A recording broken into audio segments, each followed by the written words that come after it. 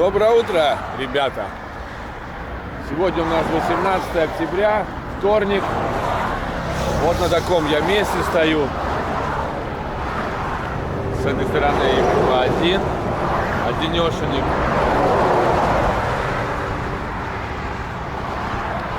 Вот. Впереди меня стали еще две машины. 9 часов стартану. У меня 9 часов отдыха закончится. Что сказать, вчера, проехал 9,5 часов, отработал 15 часов и 5 минут. 5 минут переработал. Ну, потому что не было паркинга, как я говорил в конце прошлого видео, от самой бельгийской границы. И где-то я в районе 23:55 я встал на отдых. Ну, сделал распечаточку на 5 минут. Ну, думаю, это... Говорят, что можно не делать, когда до 15 минут. Я сделал на всякий случай.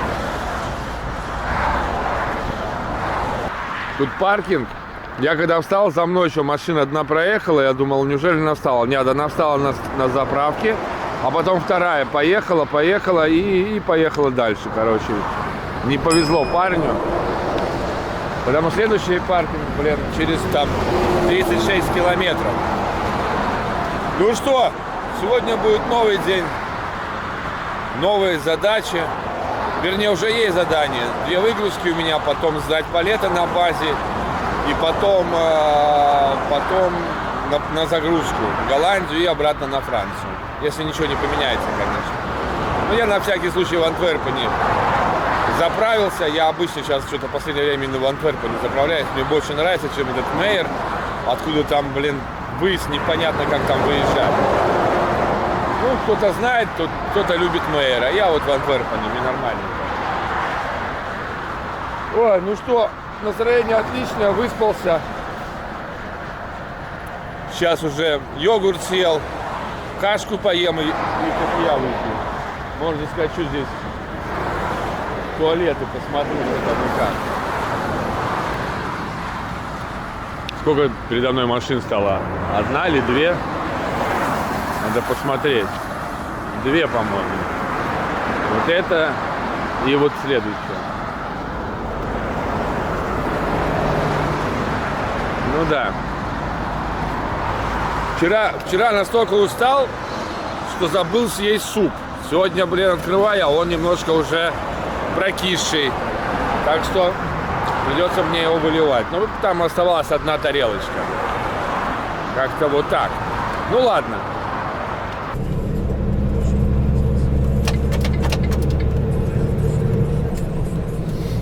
Ну что, друзья мои, вот и стартанули мы. Нам, кстати, 97 километров до точки выгрузки первой. Как я и говорил, нормалек отстоял. Кстати, насколько я знаю, ребята говорили, что в Голландии так редко бывает, что на заправках вот такая широкая полоса, что можно встать. Так что мне в очередной раз повезло.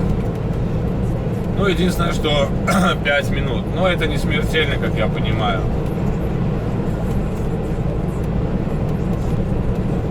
Многие проверяющие говорят, до 14 минут можно не делать распечатку. Тем более, когда ты идешь на паркинг, там, ну, береженного Бог бережет. Как бы я сделал распечатку, теперь более так. Но больше не хочу я так рисковать. Потому что, ну, тут получилось так, что как бы езда маленькая получалась, если бы я встал бы там где-нибудь на границе.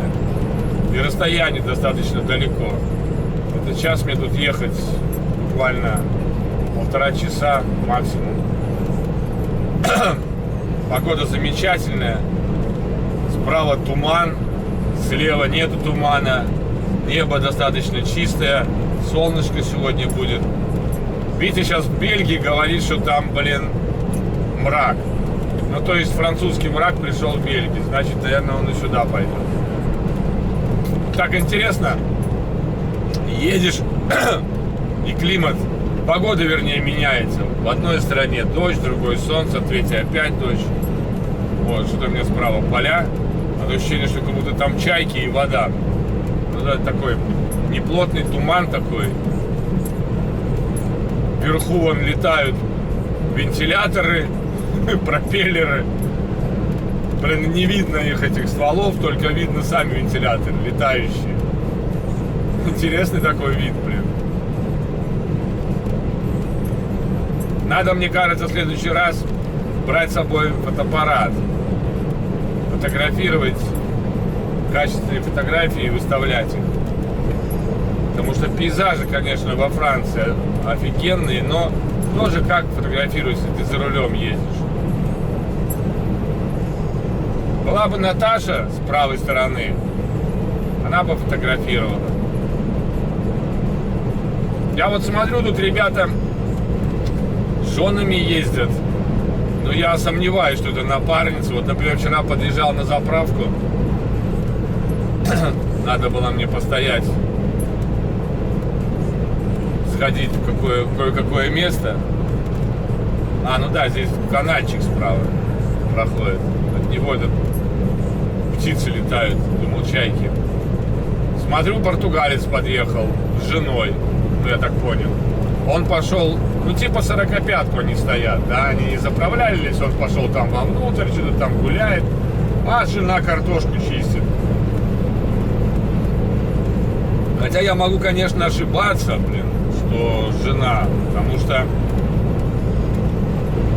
я встречал таких юных девиц за рулем фуры. Поэтому, неудивительно, если это тоже напарница чудака. Наверное, надо тут, хотя ладно, нормально, не надо тут автомат включать. Баки у меня полные почти. Вот пришла информация из фирмы, на общую рассылку, что во Франции реальная проблема с дизельным топливом для фур. Для фур, я говорю. Я не знаю, как для легковых, но там тоже она проблема. Но это разные танки, разные колонки. Но вот, и что, типа, надо заправляться не только в одном месте, там, в Мейере, на границе Голландии и Бельгии, а заправляться надо и при въезде во Францию. Потому что во Франции, если заправиться во Франции на границе, то хватит топлива вернуться в Бельгию опять. Это да, это понятно. Но я вот говорю, заправляюсь в Антверпене в основном. Но надо заправляться в этом Верне, или как он там называется. Я заправлялся, но сейчас мне это было как-то далековато. Круг 100 километров получался.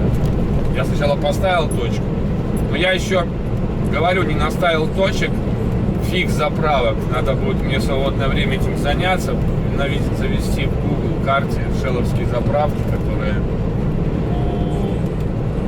фикс.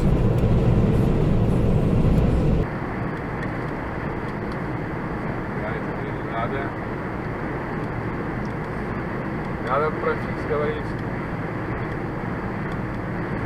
Вот у меня, нету этих самых на карте нанесено, но я начал наносить Антверпен с фирмами, типа не с фирмами, а с заправками Shell, на которых можно заправляться на этой фирме. Надо будет составить, там большой список, но надо их составить, чтобы потом не лазить, не искать по списку. Я так адреса не знаю, где эти находятся, потому что в основном у компании, я так понимаю, заправки не на трассах, а где-то в городе.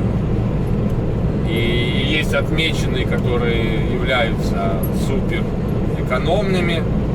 Вернее, наверное, суперэкономные отмечены, которые в городах, а остальные, наверное, отмечены на трассах. Надо, там их большой список, намного больше, чем в Хейстеркампе. И да, и как я уже говорил до этого, что в основном, не в основном, а мы заправляемся только в Бельгии. Такая вот информация из фирмы пришла. Но это рассылка всем, а не только ко мне там конкретно.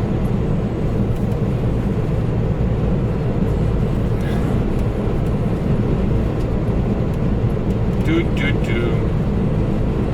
Кто-то из ребят белорусов звонил в фирму и говорил про меня, пытаясь устроиться. Не, ребята, я еще раз повторю, FMI, компания в Польше, занимающаяся набором водителей, у них аббревиатура FME. Они работают с 16 разными компаниями.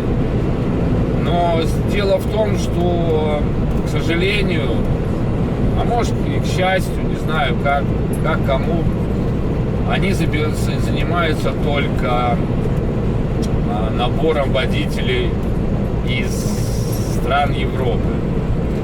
В частности, в последнее время они занимаются латвийцами, литовцами и поляками в основном. Поэтому, если ребята из стран СНГ звонят им, то, к сожалению, как мне сообщил руководитель ФМИ, что, к сожалению, белорусы, россияне, украинцы не проходят, не дают им работу. Это первое условие. Второе условие – знание английского языка.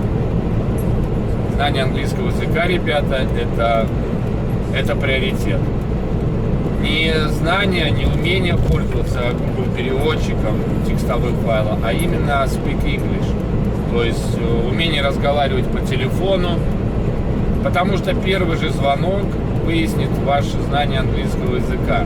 Можно, конечно, как-то там что-то сморозить, типа брат, друг поговорит по телефону, но в любом случае вам нужно будет приехать в польский офис, и там сразу выяснится, что вы владеете или не владеете английским на необходимым для компании уровне. Но вы тоже поймите их, потому что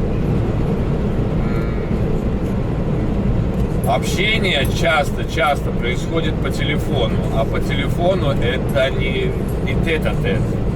Это достаточно сложно говорить, но единственный плюс, что вы общаетесь не с носителем языка, то есть не с тем, у кого этот язык родной, английский, а с тем, кто его также учил, как и вы в школе. Конечно, знание у них английское перфектное, тут разговора нету. Я вообще поражаюсь, вот как так может быть, вроде, я не беру немцев, не беру французов, я беру другую Европу. И я вот поражаюсь, как вот они так вот знают английский язык. Просто перфектно, обалденно. Ну, сейчас я хочу другому сказать, что когда вы общаетесь не с носителем языка, да, то то намного понятнее, чем если вы будете общаться с американцем, с англичанином, шотландцем, ирландцем. Поверьте, это день и ночь. Тот английский вы по телефону вы точно не поймете, что от вас хотят. Если у вас, так скажем, мой уровень знаний и нету практики, нету опыта проживания в этих странах, да, британских. Потому что там язык это просто жесть. Особенно у айришев, я не знаю, как у скотов, но у айришев это точно, это не наш English. Там, pronounce, я не знаю, как это сказать, акцент, сленг, это просто отвал. Поэтому, даже если у вас есть минимальные знания английского языка, тренируйтесь разговаривать по телефону, потому что реально по телефону сразу определено, человек может говорить по-английски или не может. Очень. Вот Витя говорит, у него редко так было. У меня достаточно часто я общаюсь по телефону. Я не знаю почему, но мне звонит диспетчер, я с ним общаюсь по телефону, помимо мессенджера. Я не могу сказать, что я там перфектно владею языком, но я могу изъясниться, могу объяснить ситуацию, могу просто поговорить. Это очень важно.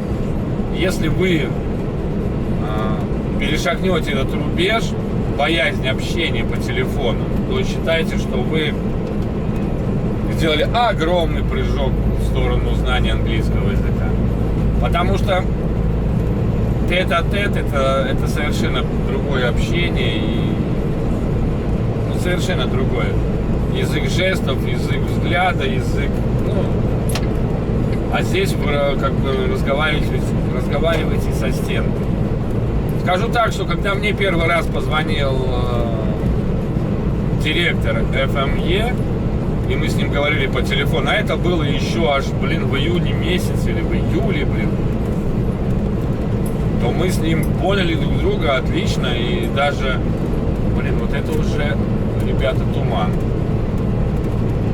И я когда у него спросил относительно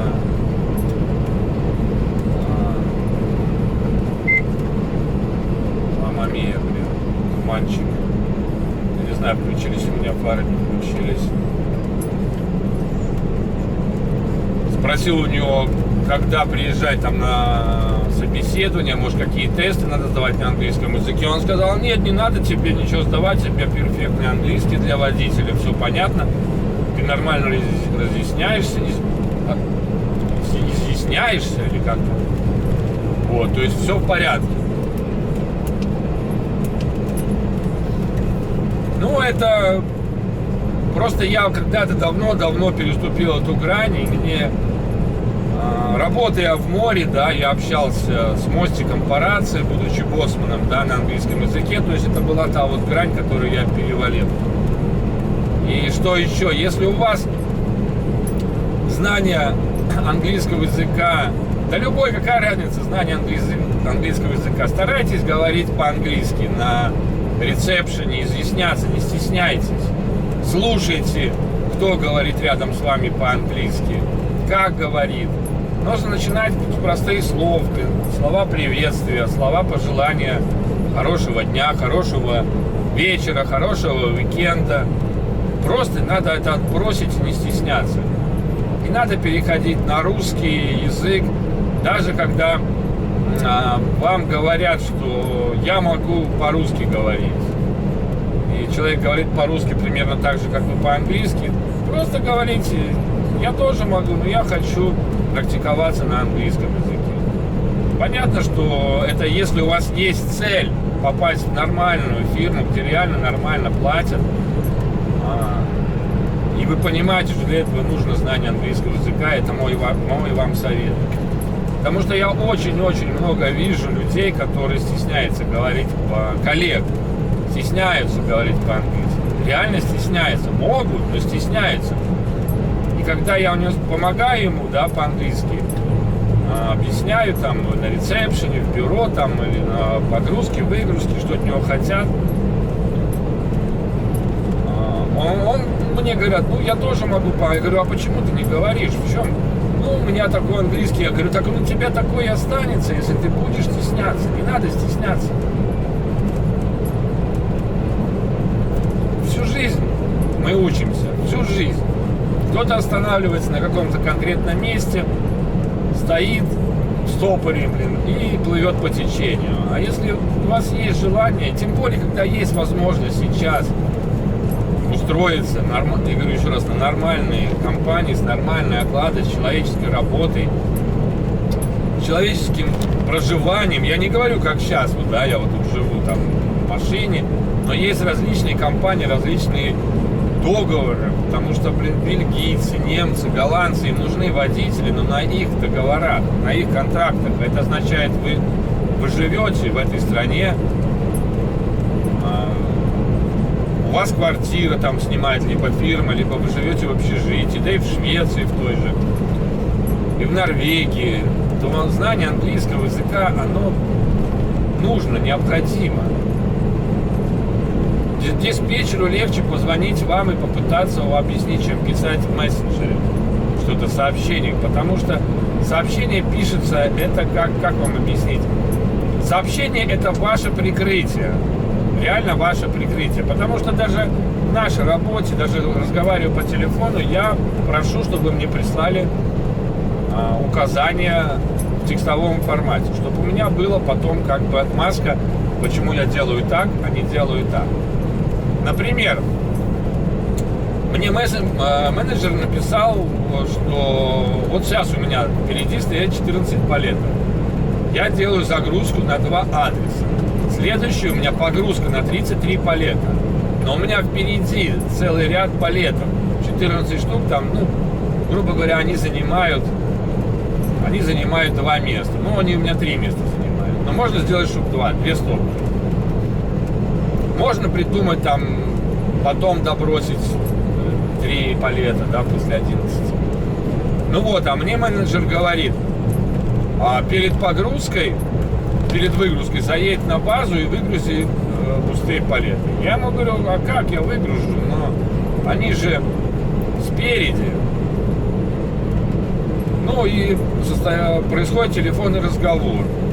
А сколько они там места занимают? Я говорю, как, целый ряд. Он говорит, ну хорошо, тогда сделай так, поедь, выгрузись, потом приедь на базу, а эти ребята еще 80 километров в одну сторону, а у меня загрузка в обратном направлении, то это еще там получается 200 километров. Туда-сюда 200 километров получится. Я ему говорю, окей, нет проблем, можешь прислать мне сообщение на WhatsApp или там. Да, нет проблем. И он мне присылает. То есть, если меня директор спросит, а почему, что это за такие, вертеля, то я скажу, что это менеджер-диспетчер мне дал такое указание. Вот это называется прикрытием. Даже работая в Хейстеркампе, когда у меня был перегруз, когда у меня была высоко поднята крыша на тенте, да, то есть более 4 метров там по максимуму, я писал всегда сообщение. Кто платит штраф за перегруз на ось, за высоту, потому что французы, например, частенько, я вот замечаю, проверяют высоту прицепа. Когда не на границе, а когда проходишь этот телепейдж, стоят полицейские с линейкой конкретно, с такой палкой, что. И я не еду. Я, например, говорю, пишу так, у меня. Ну вот так в Хейстеркампе я писал. Кто смотрел мои видео с Хейстеркампа, те знают. Я пишу, что типа перегрузка на ось, нагрузка на ось, например, там 12,5 тонн, а высота прицепа 4,20. Кто будет платить штраф? И ответа нету. Если нету ответа, я пишу. Я опускаю крышу. А опустить крышу это примерно час, а бывает и 1,5 часа. То есть это надо, а если шнур протянут, то нужно, его вытащить, открыть один борт, открыть второй борт, опустить крышу, потом закрыть борт один, закрыть второй, протянуть тершнур. А это, ребята, и причем надо все доски снимать, нужно опускать все, стойки. Это занимает конкретно 1-1,5. Один раз я даже ночью это делал. Вот. Это если нет никакого сообщения. Сообщение обычно приходит такого плана. Если есть возможность, опусти крышу. Соответственно, если была возможность, ты не опустил крышу, кто будет виноват? Ты будешь виноват. Поэтому я спокойно опускаю крышу. Это если нету сообщения в течение 15 минут. Я просто пишу. Я опускаю крышу. Но жду подтверждения на нагрузку на ось. Когда приходит нагрузка на ось, потому что здесь вы ничего не можете сделать. Кто-то там говорит про какие-то перегрузы, передвижки грузов. Ну, ребята, это детский сад. Когда у тебя полный прицеп, и там, например, запчасти от Volvo, какой перетяжка, груза куда туда-сюда. Вот. Когда приходит сообщение о том, что платит заказчик, все, считай, вы сняли с себя какую-либо ответственность. И спокойно едете. И когда вас будет проверять полиция, что у вас перегрузка на ось, вы просто покажете сообщение. Во-первых, она на английском языке. И платить будет именно заказчик или перевозчик, но не вы. А если этого сообщения не будет, а потом диспетчер скажет, я такого не говорил, что-то ты там придумываешь, то Вот для этого и нужно как бы прикрытие в виде сообщения. Неважно, в какой вы компании работаете. Просите всегда подтверждение в виде сообщений. Неважно где. На мобильный телефон, на WhatsApp, на компьютер. На компьютер, кстати, оно сохраняется в базе. Это мой вам совет. Поэтому умение объясниться, зачем это нужно, некоторые основные слова, типа штраф, высота предтрейлера, там, не знаю, нагрузка на ось, такие вещи, умение задать вопрос, это нужно не только в письменном виде, но и в устной форме. Такие вот, я уже как-то начинал говорить про английский язык, да, но скажу вам, каждый день я сталкиваюсь вот с этой, это не проблема, а вот с этой вот реальностью общения на английском языке. Потому что, вы поймите сами, у диспетчера куча, машин, он не запомнит вас всех. И ему важна быстрая связь. То же самое получается, например, какая-то проблема у вас происходит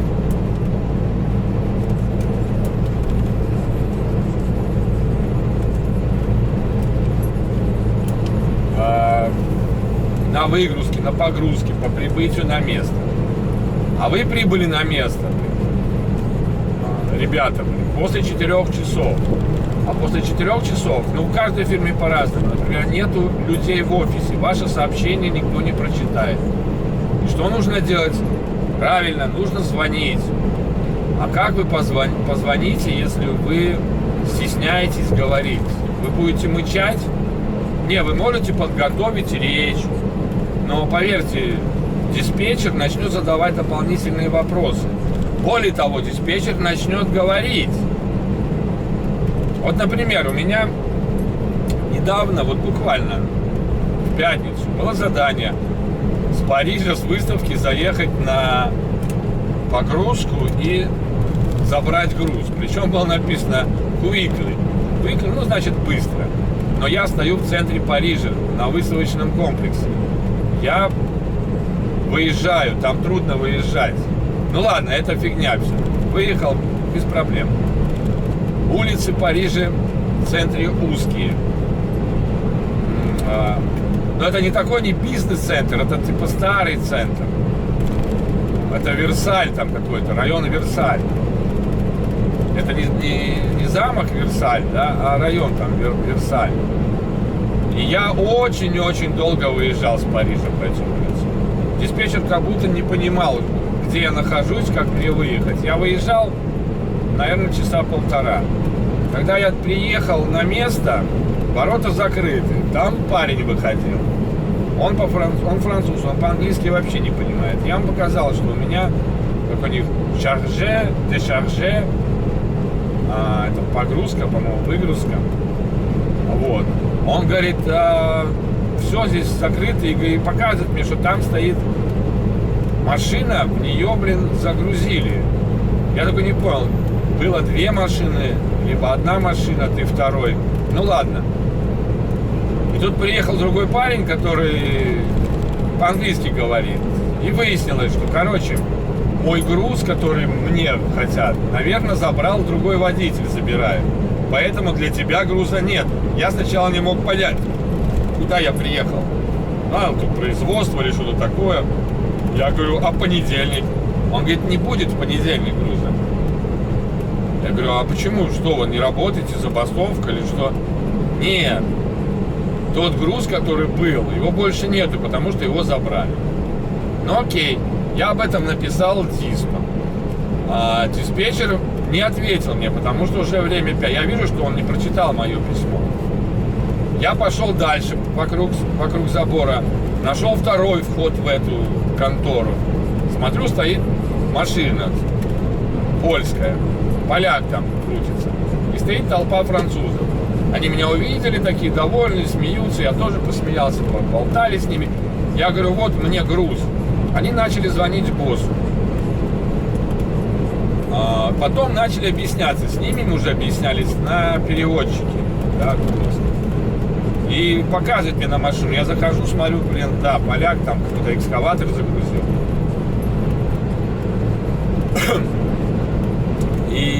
уезжает. Я говорю, а что, другого экскаватора нету больше? Говорит, нет. Говорит, мы не знаем, почему тебя прислал. И говорит, что ваш босс будет звонить вашему боссу. Ну вот. И тут мне присылает директор письмо. Ты уже загрузился? Я говорю, нет, мой груз забрал другой, этот самый, здесь ничего нет. Он спрашивает, ты звонил диспетчеру? Я говорю, я не звонил, я ему написал, но сейчас я еще на месте разбираюсь. Он говорит, надо звонить, потому что после такого-то времени, соответственно, там никого нет. Когда я уже выяснил всю обстановку, что, как, я после этого позвонил диспетчеру. Он поднял трубку, и мы с ним поговорили, я объяснил ситуацию, то все, 5-10. И тогда он мне просто по телефону говорит, едь в сторону Руана, там найти какой-нибудь большой газойл стейшн и становись на уикенд. Все. Но для того, чтобы он мне это сказал, ну, я ему говорю сначала, я послал вам месседж, но ты его не прочитал, а ситуация такая, то все 5-10. Ну, и он тогда мне сказал, что делать дальше. Но это, видите, телефонный разговор. Я, конечно, мог ему сказать, я послал месседж, но не вижу ответа, и типа положить трубку. А он мне сказал, в офисе после 4 никого нету, поэтому такая вот ситуация. И он мне все рассказал по телефону. Но это же надо понять, надо объяснить. Потому что он спрашивал, а как, а почему, а что, а во сколько ты приехал, почему так поздновато, блин. Это все я объяснял ему по телефону. Что я выехал из Парижа, долго в Париже, на компьютере показывал, что там пробки, блин.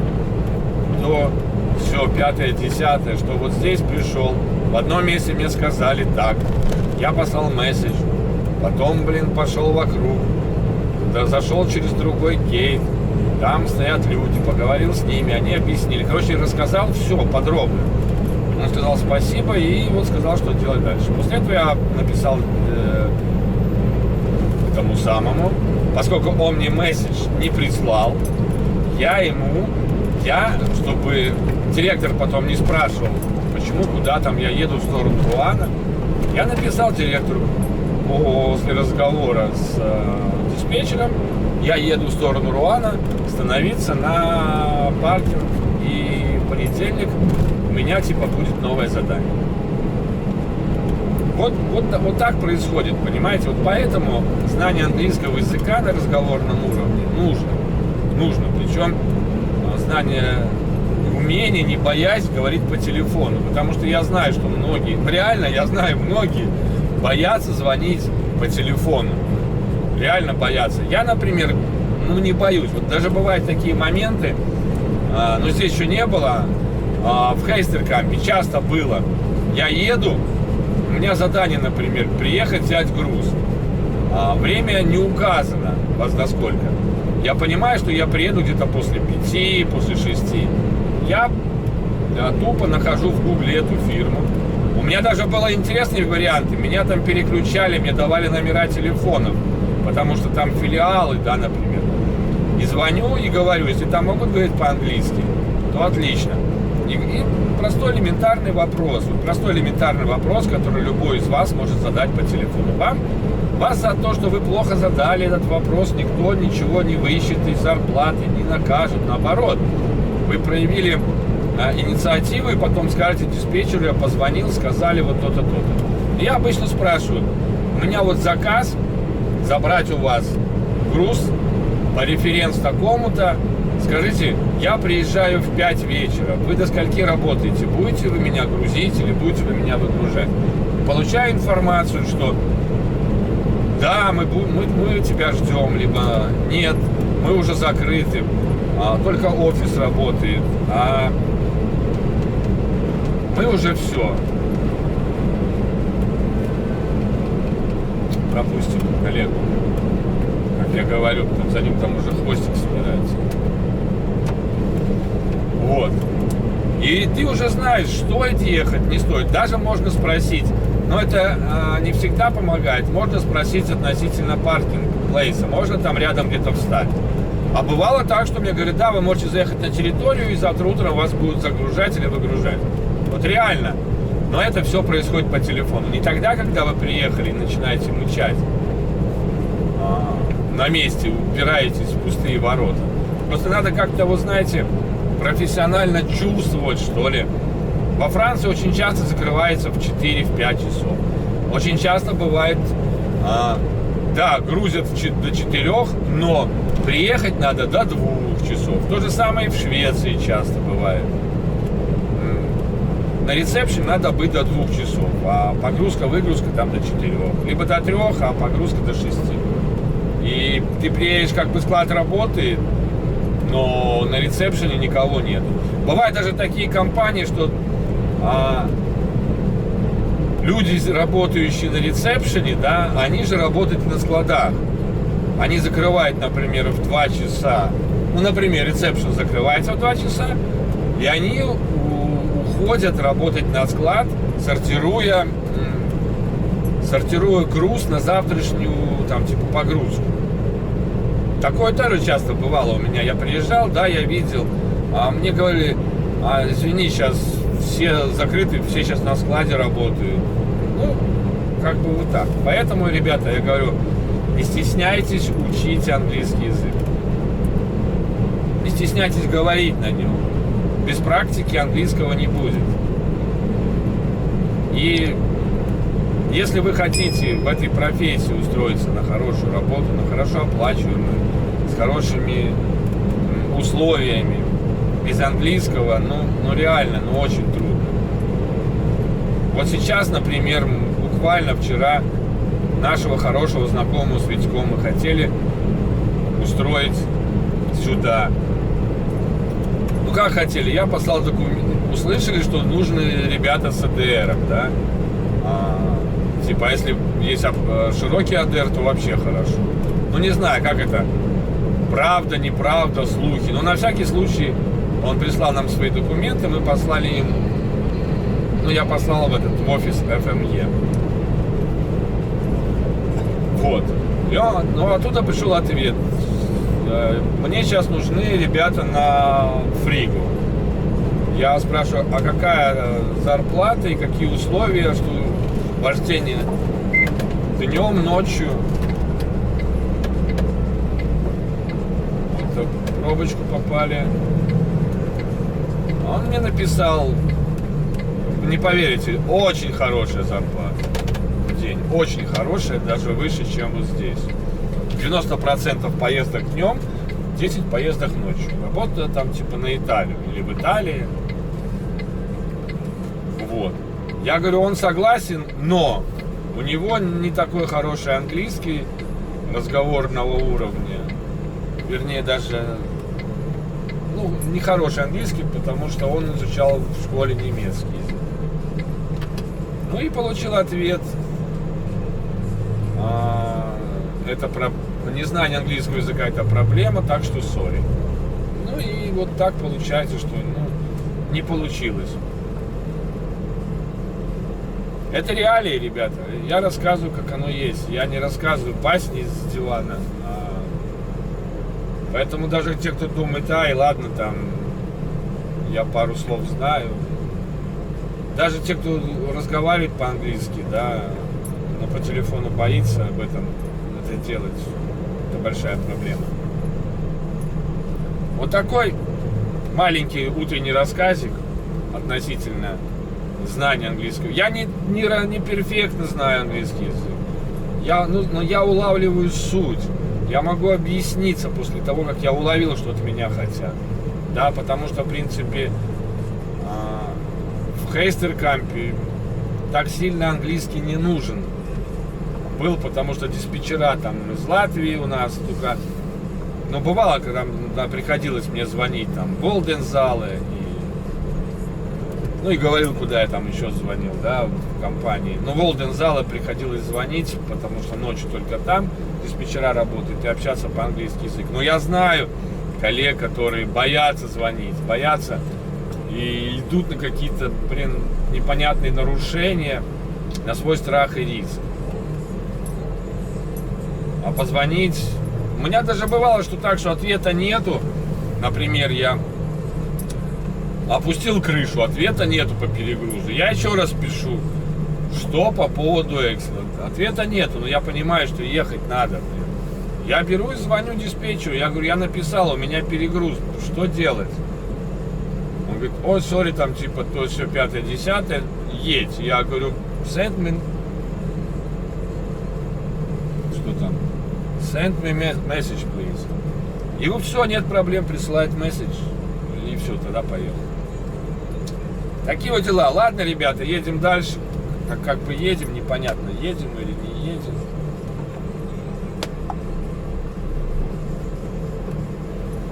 Какая-то пробочка у нас. Надо отметить, что здесь пробка. Я отмечаю. Вот кто-то не отмечает, я отмечаю. Чтобы потом не было вопросов, почему там приехал Восток, это не Восток.